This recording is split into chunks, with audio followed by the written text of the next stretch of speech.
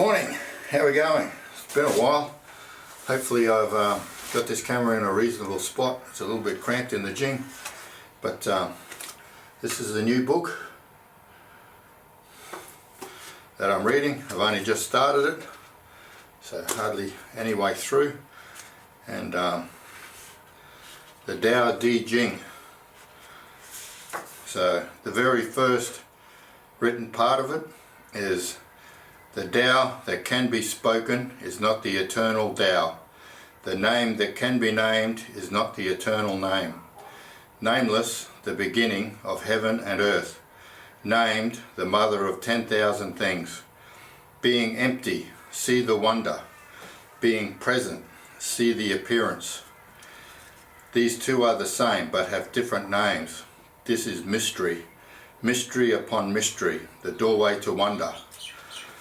So that's what the ancient philosophers wrote. So when you read this type of thing, it's not so much about reading it as what's it mean to you.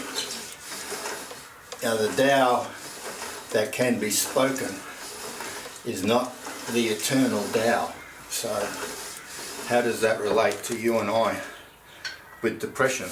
The depression that you can tell people about is not really all of the depression that you have inside you. There's a lot of things that you can't explain to people because there are no words to it, and you don't understand it yourself, and if you don't understand it yourself, it's impossible to tell someone else about.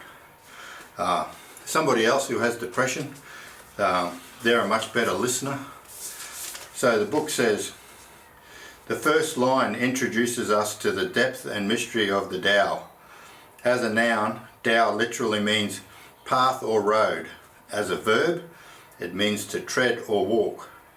But it is also the way of nature, the natural flow of the universe, the mysterious force that is the mother of all things. In just 6 words, Lao Tzu uses the poetic tension between the ordinary and the extraordinary meaning of the Tao to offer a glimpse into the depth of wisdom. So when you read this type of book, it's important not to so much read the words, but to read what does that mean to me. And when I read the first line, it's just so much about how hard it is for me to explain what my depression was like. I seriously don't have any depression anymore. I have worked my way through it.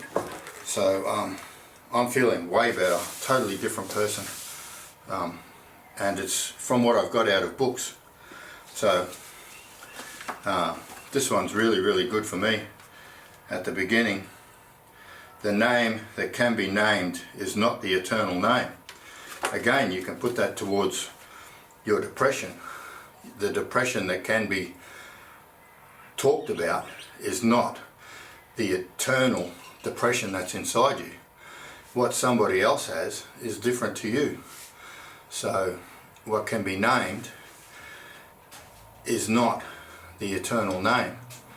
So if somebody else speaks about their depression, it may be totally irrelevant to yours. What I speak about may be totally irrelevant to how you're going to work your way through it. But the important thing is to find either books or people or doctors or psychiatrists that are going to help you, because being stuck in the darkness, thinking that there's no way out, isn't the way to live your life. As a matter of fact, when I was depressed, I didn't even want to be alive. I had to be, so that the bills would get paid, so that my wife wasn't on her own, so that the kids weren't on their own, or grandkids. But for me, I didn't want to live for myself. So